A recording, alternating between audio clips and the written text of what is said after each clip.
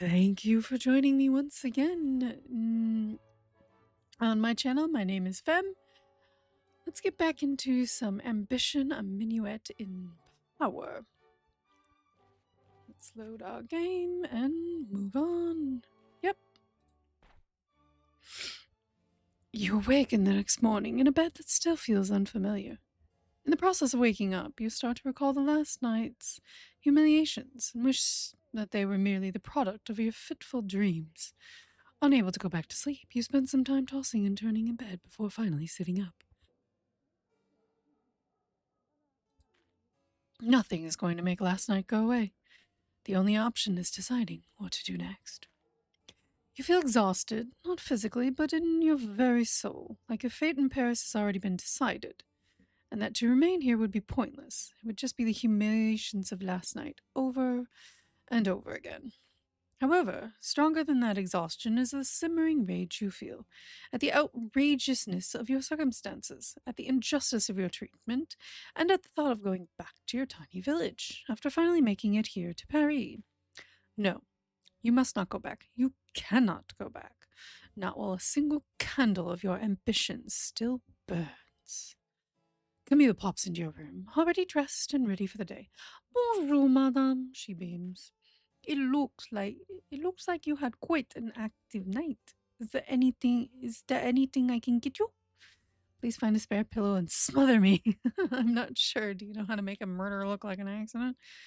Some kind of refreshment, please. Unfortunately, madame, the only things I've killed are rats, fish, chickens, and one porcupine. Those didn't look very accidental either. I don't think I'll be able to help with the murder. Now, if you wanted me to clean up after a murder, that I could do. Still, I can't let you start your morning without something to drink. It wouldn't be healthy. What can I get you, madame? Tea, please. I'll need to keep my wits about me if I'm to regain people's trust. I'll have some wine. Numbing the memory of last night will make me less anxious. I'm going to go with tea. Camille returns so quickly with the tea that you're certain she made it ahead of time.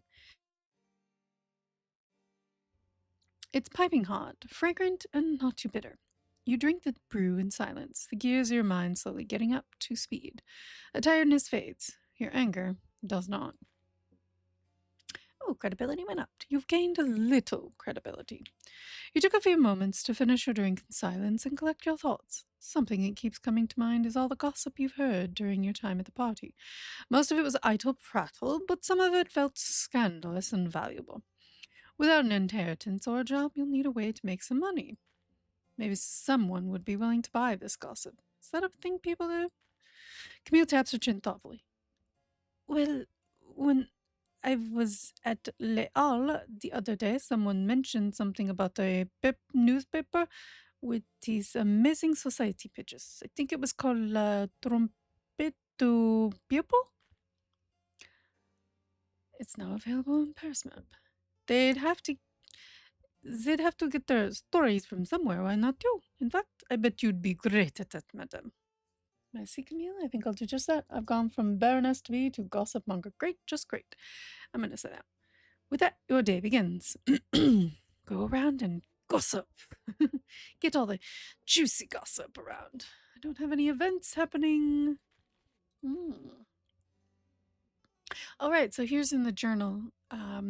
Here's what you get in their journals. Serving in the Queen's royal dragoons, Alex is beloved for his rakish wit and outgoing personality. Originally born in Saint Dominique, Alex came to France when he was but a boy and trained with the finest tutors and swordsmen in the country. Oh, we have stuff in here. The bourgeoisie minor, the newest of the factions. The bourgeoisie is the merchants, tradespeople, and academics of the commoners in the Third Estate. While the bourgeoisie was wealthy, they lacked the title of the noble classes and thus bear the majority of the country's tax burden. This has created some resentment. The military, minor, the armies of France are considered among the most powerful in Europe. Though sworn to protect the king, the cost of foreign wars and unrest at home has led to harsh conditions and poverty wages for the common soldiers. This has left their loyalty strained. Ooh.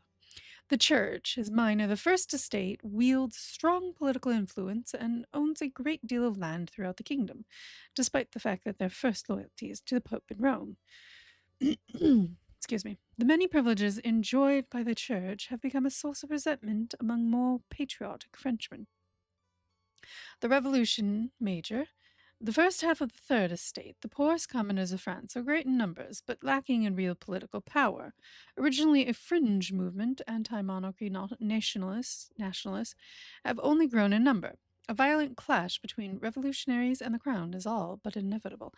And the crown is major. The nobility of the Second Estate have ruled France for centuries.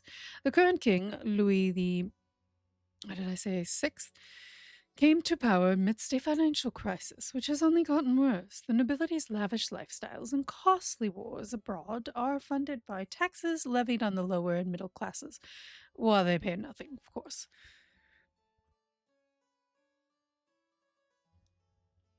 The cheap crown gossip. So we have one thing. Pierre's request? I wonder who's Pierre. So we have one thing. And it does say fresh one day old. So I guess we really do have to kind of look at stuff. She's still gorgeous. Provincial outfit. I think we need. We don't have anything with the bourgeoisie, and this does not help us with the bourgeoisie at all. It gives us zero less for the bourgeoisie, which is who we're going to be talking to. So I would think this one would be what we want to go for. Let's explore Paris. All right, let's go to La Trompette du Piople. I'm probably butchering that, and I do apologize. It's French. I don't know much French because that was in high school. And I'm 40 now, and yeah, no way I'm gonna know that. A popular, if unscrupulous, newspaper. Spend the day here to sell gossip, manipulate public opinion, and update your knowledge of the political factions in Paris. Let's go. You walk through the city following Camille's directions. Eventually, you find yourself threading through narrow and narrow streets. The alleys packed with refuse and the occasional vagrant napping in the shade feel almost oppressive in their closeness. Suddenly, the alleys open up into a wider street near a square. You can hear the splashing of a fountain nearby. You finally find the sign for La Trompette du Peuple. The paint appears to be fresh, but the office seems awfully small. The door is locked, so you give it a knock. Nobody answers. Looking around, you find a hastily written note lodged in the doorframe. It reads, Office temporarily closed. Engaging in emergency fundraising efforts. We apologize for the inconvenience. Management. It's at that moment you realize the splashing in the fountain is getting louder, accompanied by some of the most inventive profanity you've ever heard. Ooh. Against your better judgment, you decide to investigate. Against better judgment? I would do it. I want to go see what's going on. Against my better judgment, I'm going to go do it. Aha! A reedy voice shouts triumphantly. You come upon a man in grubby finery up to his knees in the fountain. His shoes have carefully been placed at the water's edge. He does a little jig as he drops a wet coin into his snuff box, which is clutched tightly in his other hand. Noticing your presence, the man in the fountain turns to you with a nod and a smile that attempts to be ingratiating. Bonjour, madame. Are you Pierre, the esteemed editor of La Trompette du People? Are you serious? This is your emergency funding? I'm going to ask this one. His smile broadens, and the man bows, his manner suddenly as elegant as the finest courtiers of Versailles. Why, in fact, I am. Bonne dame. My name is Pierre Renaudot. How may I be of service? I have some valuable social information for sale. No. If I wanted to sell some gossip, how could that work? A devious smile crosses his face. New to this, are you? Don't worry, it's much easier than you think. This list shows all the pieces of gossip that you have at the moment. Click on one of them. See, now, had I gotten gossip at the party more than just the one initial thing, it would have been a good thing. Oh well. Click on it. Gossip's value is determined by its tier and its freshness, but it also has an effect. If you peddle influence, I'll take the gossip for free, but you can use that effect to change the standing of a faction. However, right now you need money, so click on the sell gossip button. Okay. Increase or decrease the power. Okay. Sell gossip. Are you sure, madame? Are you sure you'd like to sell this cheap crown gossip for 30 euros? Pesos? Francs. Francs. because we're in France, France. If you do this, there should be no chance of the public finding out. When you're ready, click here to leave. You can always come back at a later time. Okay. 24 Mars, 1789. There's always this man outside. You wake up the next morning to a polite knock on your bedroom's door frame. Camille enters carrying a small armload of letters. Madame? Camille starts, both confused and hesitant. "'Tis a lot of letters for you." Are they for me or are they for Armand? "They're for you, madame. Every single one." Camille beams. Are these party invitations? Why would anyone invite me to a party? Oh, great. More chances to be humiliated by someone I don't even know. No, I'm going to go with this. "Well, madame, you're a little famous right now," Camille replies. "Everyone's heard about your run-in with that dreadful party host a few days ago. How they preyed upon your honor and spirited away your carriage driver, leaving you trapped and alone."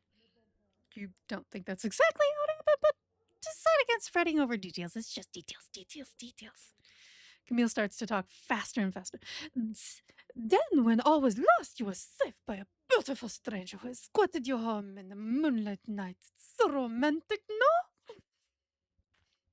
Oh, the rumors are already running rampant. Why, just in the market the other day, I heard someone say that you've taken a liking to..." Camille stops, stares into space, and blushes. "Actually, never mind that." "Yes, let us never mind that. Never mind it again. Never mind what. I want to know." "It's just rumor from the marketplace, madam. Nothing you should dignify. In any case, that this is your chance to meet people in the city who don't hate you, or Monsieur Armand. You have received many party invitations. You can now receive party invitations from all over Paris. Ooh, which means we can get money and get, which means we can get secrets and get money. Secrets, secrets, secrets. We need secrets. In fact, I'm sure that anyone who really judges you fairly is going to love you." Messy Camille, I really hope that's true, or that's all well and good, but how does any of this work? We are doing tutorials because we don't know. Don't worry about them. It's quite simple. Do tell, please. You've just been invited to several parties. Camille will show you new invitations as you receive them. Choose accept or decline to decide which parties you'll attend, or choose close to skip and choose later. Parties take up your whole day, but you can find gossip and advance certain stories there, which is what we're going to do. Stories and gossip. Ooh. Requests Monsieur Marriott requests the attendance of Madame Yvette Ducot to his choir recital on 26 Mars 1789. This intimate party is sure to be the very height of cheerful gaiety. Attending this party, accepting today will award you 5. Ignoring this invitation will cost you. Receive church gossip at this party. I will actually accept. Okay. Next one. Request the Madame Réveillon? I think so. Request the attendance of Madame Yvette Decaux to her wine tasting on 29 March 1789. Did we not just accept that coming on the 29th? No, I don't think we did. So we have 26, 29, 3, 4, 5, 4. Okay. They should all be fine. We can do them all. This intimate party is sure to be the very height of merriment. Okay. You receive bourgeoisie gossip. Ooh, I want the bourgeoisie gossip for sure. Holy frijoles, we got 2 at once. I think because they're on the same day. Yep. They're both on 3 Avril. So we have the Duke Daco. I think it's Duke Daco, if I'm saying that correctly. Request the attendance of the fascinating Madame Yvette Decaux to his opera gala on 3 Avril 1789. This intimate party is sure to be a most spectacular display of generous amusement. And then we got Madame Bailey. Request the attendance of the infamous, fascinating or infamous, Madame Yvette Decaux to her poetry salon. This intimate party is sure to be the purest form of effervescent celebration.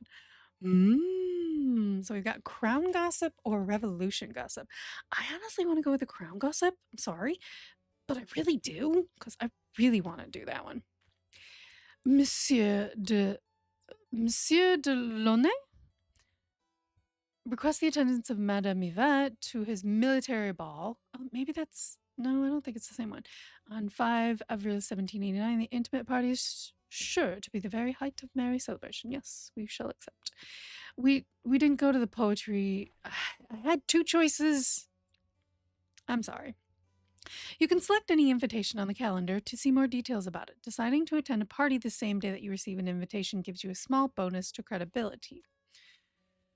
Okay, so it just kind of gives you that letter again. So you see, I have one here, one here, here, and here. Okay, cool.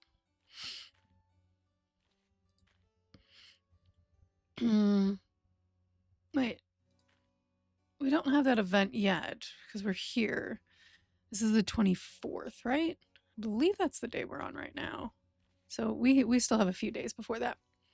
Do we have anything else in here? Not really. Okay.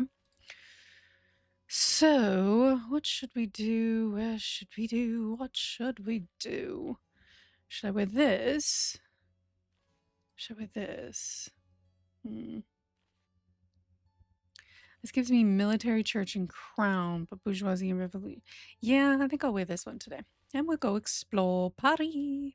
So we have La Place Royale, The Perils of Journalism, Le Petit Mogul, Grand, The Maid, and The Archer. So now we're getting like events. These.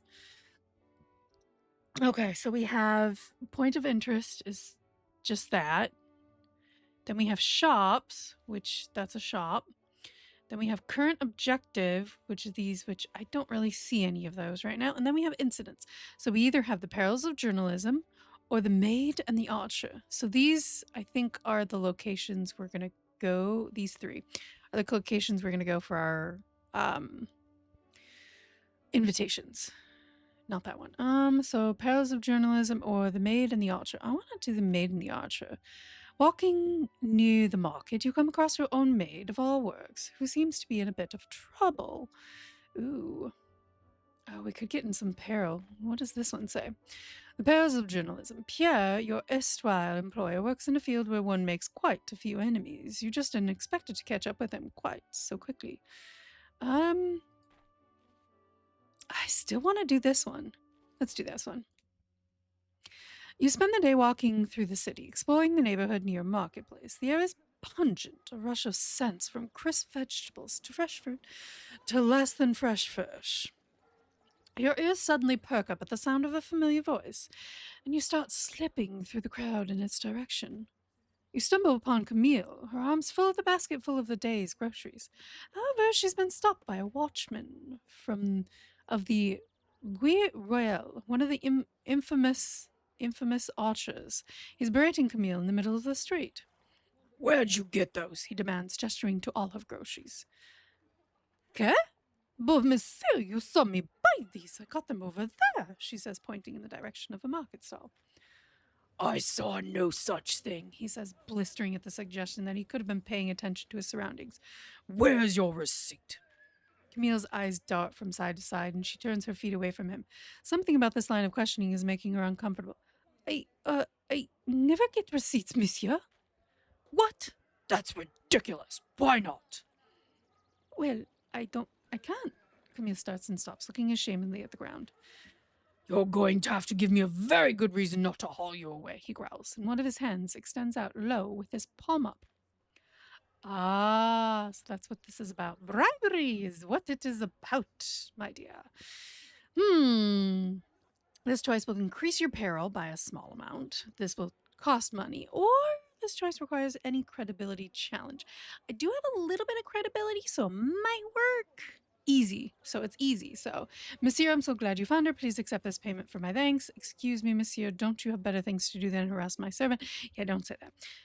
Monsieur, a man has stolen my purse. Ooh, I like that. The watchman stares at you, absolutely startled, as you suddenly interpose yourself between him and Camille. What? You've been robbed? Which way did he go? We don't allow criminals here. Not on my watch. Suppressing the powerful reflex to comment on the irony of that statement, right? You point him in a random direction. To tell the illusion, you provide a believably yet suitably vague description of your imaginary assailant. Musket at the ready, the watchman runs off into the crowd, yelling after an imaginary cut purse. The moment you lose sight of him, the two of you start hurrying away. Yeah, of course. Wow, madame, that was amazing, she gushes. Normally I remember to bribe the authorities, but something came over me and I completely forgot. Credibility went up. Woohoo! Spend the rest of the day escorting Camille about on her daily errands. It takes a few minutes for her to completely feel comfortable again, but it comes eventually. I'm not losing my money. I don't got a whole lot. 25 Mars, 1789. We do not have a whole lot of money, so no, I'm not going to give that up. The next morning, you wake up from a long night's rest feeling pretty much the same as you did last night. Now that you think about it, you've been feeling tired since that terrible party a few nights ago. Camille enters the room carrying some breakfast. Bonjour, madame. You look unwell. Nicely spotted, Camille. I also feel unwell. Nonsense. I feel fine. It's a little rude to just say it out loud, but you're right. I'm sorry, madame, Camille replies. I'm just worried because this sort of thing used to happen to Monsieur Armand all the time. He would attend all these parties and then forget that sometimes he needed to rest. Armand was always the sort of person who'd burn the candle at both ends. In fact, you were both often guilty of this, which is one of the reasons the two of you got along so well together. The more parties he attended, the more exhausted he was, which made things harder and harder for him. Remember, madame, instead of spending the day outside, you can always rest at home for a day to recover your strength. There's nothing wrong with taking a break every now and then. Home is now available. Do you think you'll be staying in tonight, madame? I might do just that. Not tonight, Camille. Simply have too many things. I think I might do that so that I can be rested for the party or the thing next. I think that'll be good. Oui, oui, madame, she replies. So I'm using the voice that from, if you've seen Anastasia, I'm using the voice of, oh, what's her name? Oh, she's like the cousin to the queen, I believe. Oh, I can't remember her name. But I'm kind of using her voice because that's who I think of when I think of French and everything. I just think of that. That's all it is. So yeah, let's just stay home. Music to your ears, rumor mongers, and the oh man, gossips. I'm gonna return to the estate. Okay, so you can do that. How do you stay at the estate then? I'll put something on at least. Because I have something tomorrow. This party is being held by the church. They like provincial dresses. Sometimes they like karako ensembles and humble karakos and skirts. Yeah, because this one actually has church on it. This one does not. So you would probably wear this one for that. I believe it said like credibility goes down when you go out too much, I think is what it said. I almost want to go out just because I want to see what these are. What does this one say? Down by the water, you come across an unusual man of many talents, a chance conversation that may hold the power to subtly alter the future. Okay, and there's this one. Okay. Now it appears that you're not the only person hunting for gossip in Paris. However, if you're quick enough, you might be able to snatch some choice morsels. Ooh. Cheap military gossip, shocking. Ooh, yeah. Sorry, I want to do it. During one of your explorations of the city, you find yourself in a fountain square. Groups of people are clustered together, locked in the kind of deep yet carefree conversations that make you wonder what exactly these people do all day. Nothing. You wonder to yourself if any of these idle malingerers have jobs until you remember that you too share a similar ill-earned but decadent lifestyle. Still, you have mountains of extenuating circumstances that have brought you to this point. What are their excuses? Have they no shame? You break from your increasingly venomous internal accusations when you hear a familiar name mentioned by someone nearby. I take it you used to work for Pierre Renaudot as well. Ugh, yes, I used to sell gossip to that self-important drunk. After all, he used to be the only game in town. Frankly, I'm glad to be free of that slimy weasel. You would, of course, rush to Pierre's defense if all those vile accusations weren't so true. Now I sell what I find to a far more reputable clientele. Oh, anything juicy lately? The younger man leans in. I myself heard the most fascinating things about a certain general in the military. The older man puts out his hand for the other one to stop. What are you doing? Why exactly would I share anything I've learned with you? We're competitors in this business. His new compatriot crackles. Are we?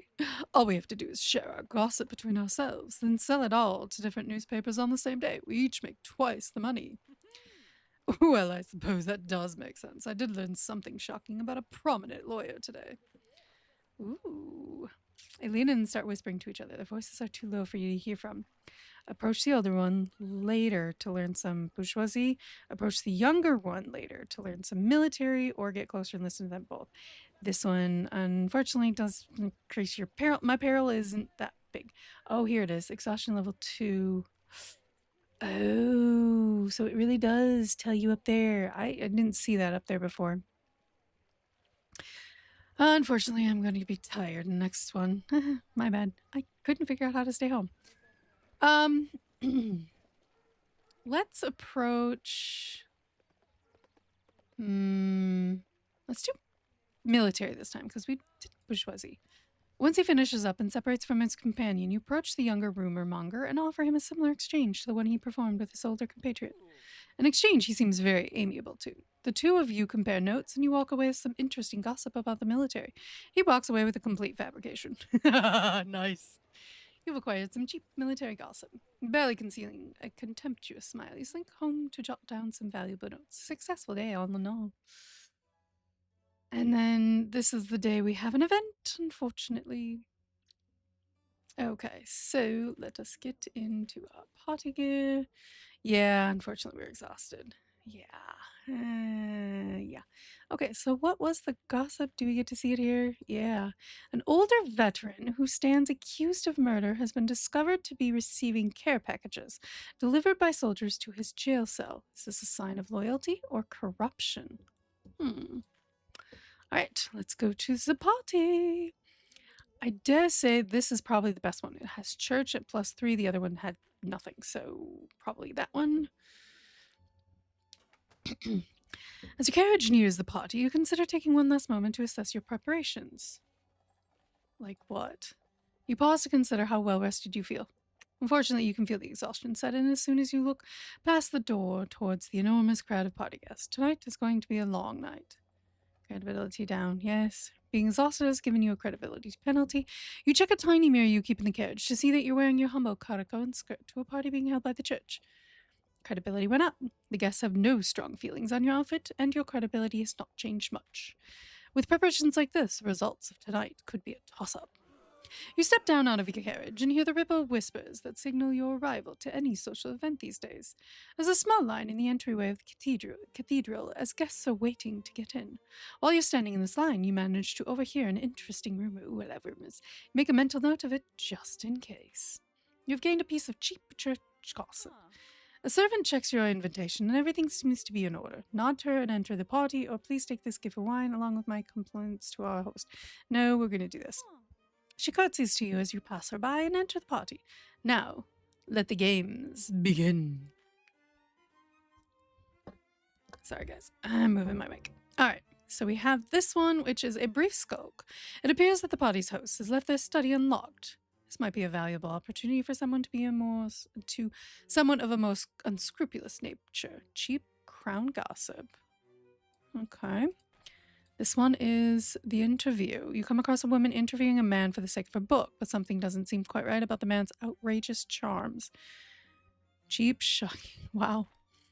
But this man of forgiveness is divine. A jilted gentleman has sought out your company, and he has quite the grudge to settle. However, firmly held grudges often lead to loose tongues. Okay. And then this one, indulgence. You find yourself speaking with a woman who could tell you of some gossip concerning the church. All you have to do is deflect the tiresome bloviating of a particularly boastful church patron.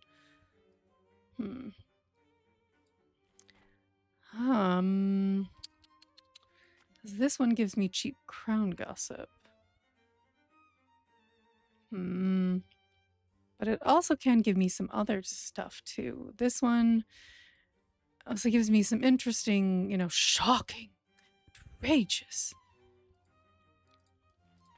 And then this one, I don't think I want that one. So I'm eliminating this one. This one, I don't think I want to do that one. Either this one or this one. I think I'm going to do this one. Yeah. You step back into the vestibule for a moment so you can collect your thoughts and get the first opportunity to speak with any new arrivals to the party. It's then that you see two individuals. Oh, I love the artwork in this game. Speaking together in a corner. The fact that they're trying to stay away from everyone else only increases your interest in their conversation. Exactly why I went over here. You recognize neither the bespectacled woman nor the extravagantly dressed gentleman that she's speaking with. However, judging from the fact that she pauses to write whatever he speaks, you can surmise that she's interviewing him. It becomes apparent via your spying that these people are Nika Ikov, a foreign author looking for inspiration for her latest novel, as well as Guillaume de Sable, a self-styled libertine philosopher, an appellation that doesn't seem to require much in the way of academic credentials. You described yourself earlier as a patron of the arts. What is your relationship with theatre? Have you sponsored any performances? I am no mere tight-fisted patron, good madame. I am an inspiration, a muse, if you will. In fact, when Beaumarchais wrote The Barber of Seville, I was his inspiration for Count Almaviva, the sharply dressed man proudly replies between long gulps of wine.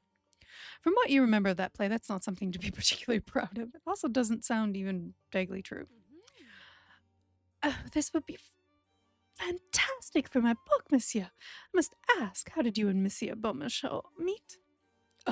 Well, we met at a banquet held by a visiting Algonquin prince. I'm sorry, did you say an Algonquin prince? He came across the ocean from the Americas and then held a banquet? The other replies, far more suspicious of this particular claim. Guillaume glances to you and raises an eyebrow. He knows his game is almost up. Yeah, I know it sounds outrageous, but he's serious about that banquet. I myself was there. Madame Ikov, it sounds unlikely because it never happened. This is just a fable. I know far too much to take a side in whatever this business is. So we have medium credibility. I don't know if we have that. Increase your peril. Ooh, we don't want to do anything against our peril. I'm going to try the top one, see if this helps any. What? You were? Nika asked incredulously. No, that can't be right. She dismisses your ploy with a shake of her head.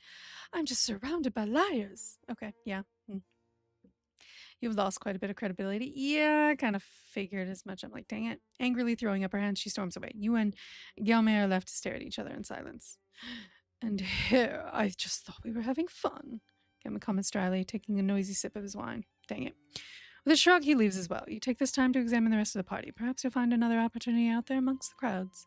Well, that was a bad one to go to. Indulgence. You find yourself speaking with a woman who could tell you of some gossip concerning the church. Once again, lovesick priest. You come across a priest off in a corner, hiding from the other guests. He seems bookish and shy, but also quite sweet. Something about him feels like it bears further investigation. And then this man again, the jilted gentleman. And then here, two men, swords and crosses. Two men have sequestered themselves in a chapel to discuss a set of rumors so dire that they fear to speak them aloud. Altogether, they are resolute. They may prove easy to tempt when separated. Ooh, -1 to Alex? Why? Cheap military gossip. I don't think I want to go to that one. I think I kind of want this one. Exploring the party, you find yourself in a quiet room that the other guests seem to have forgotten about. Right as you're about to leave, you hear the rustling of paper. Slowly and carefully, you check behind the door. That's where you find a priest reading a book. Suddenly noticing you, he leaps up with a shout. Figlio de putana! You know that wasn't French, and you're certainly certain it wasn't polite. I'm so sorry, madame. You just startled me. Who are you? Are you all right? Forgive me, father. That was my fault. My name is Yvette. I'm Yvette Decaux. What are you doing here? Trying to uncover our host's terrible secrets? What book he's got? The book is bound. The book The book is bound in faded red leather that should be in, and while it's well read, it doesn't appear to be a Bible.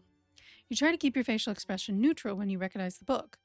L'histoire extrêmement vraie de Julie d'Aubigny. I have no clue what I just read. It's a romance, the tawdry kind, filled with rebellious and wanton women. Certainly a fun read, but not what you were expecting. Ooh. He notices your wandering eyes. My French is still rusty. This one was an easier read than the others. At least you found something exciting. I love the horse chase near the end. Oui, Father Sadotti, would you like some help finding something more appropriate? I'm going to do that. He glances down at the book and blushes. It's been fun so far. I love the escape from the nunnery. You've gained a little favor. Please, let me introduce myself. I am Father Sadotti, he says with a polite nod of his head.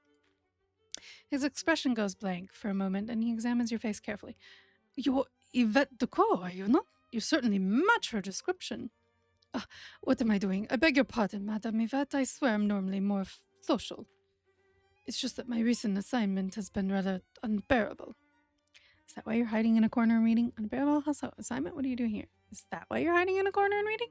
He flushes with embarrassment for a moment before turning his head from you and pouting. I don't have to justify this. Everyone has their way of dealing with the world's slings and arrows. This one is mine. Recently, my superiors in Rome assigned me to interview one Monsieur Bellon. We're trying to form a complete picture of the situation in France. Tonight, I've tried to speak with him. But he's awful. I've never met a man so determined to see the worst in everything. Oh, he can't be that bad, can he? So you're saying that I can be as rude as I like to him and it won't change anything? Is there anything I can do to help? Well, I appreciate any help you could provide. I just can't think of what you could do, he admits. The man is just utterly incorrigible. I've gained favor. But please, enough of my martyrdom. What brings you here? My fiancé is missing. I'm seeking revenge on a prominent noble. No, I'm not prominent noble and I like the wine here. No, definitely not. Just looking for something exciting to do. Father, I'm just here to show my support for the church and its good works. The smile is pleasant, but perfunctory. Thank you, madame. The support of our flock is the lifeblood of any parish, and of the faith in general. At that moment, a dour and unsatisfied-looking man enters the room, his brow knit in a permanent furrow. Oh, there you are, Father Sadotti. I thought you had gotten lost. This building is rather poorly designed, you see. Is this lady bothering you? Please don't mind me. Finish your interview. I'm sorry, Monsieur Bellon, but he's assisting me with a matter of faith and can't wait. Easy credibility? Maybe I can get it. No, I'm not, Monsieur. You see, people come to parties to actually enjoy themselves. Ooh, that's rude. Matter of faith? Yes, I suppose your inconvenience would have to take priority over my interview, Monsieur Bellon replies, trapped by the needs of propriety. He leaves grumbling something about feminine inconstancy or the like. You actually got rid of him. That was amazing, he says, astonished. You've gained favor. The two of you chat for a little bit longer and seem to get along quite well. Father Sadotti is remarkably well-read, and you never expect to find yourself discussing Voltaire and Goethe. I'm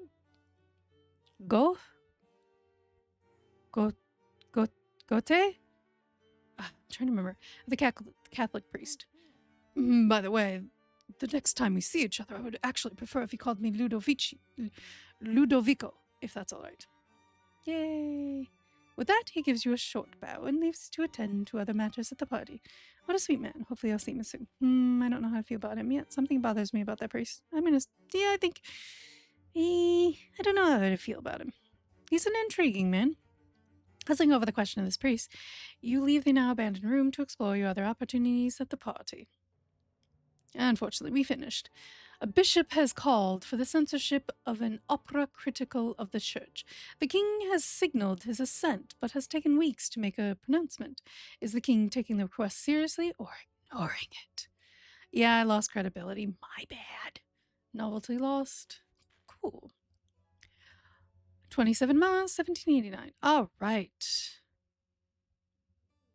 We are actually going to leave it there. Yeah, I'm just going to overwrite it. Okay, we're going to leave it there, guys. Thank you so much for joining me for Ambition, a Minuet and Power. I'm actually really enjoying this. I really hope you guys are enjoying this as well. This is just fun. I'm making choices that are not necessarily the best, but who cares? We make choices, we live with our choices. And it's fun to see how it goes. And I really do hope you guys are enjoying this. I'm having fun making all these voices. I do not have very many male voices in my wheelhouse. I'm working on it, you know. Being a female, it's more difficult, but I'm trying. But thank you guys so much for enjoying me. If you like the video, please give me a thumbs up. If you like my content, please feel free to give me a subscribe. It really does help. And I hope to see you guys next time. And I hope you guys have a wonderful day wherever you are in the world. I will see you guys next time. Bye.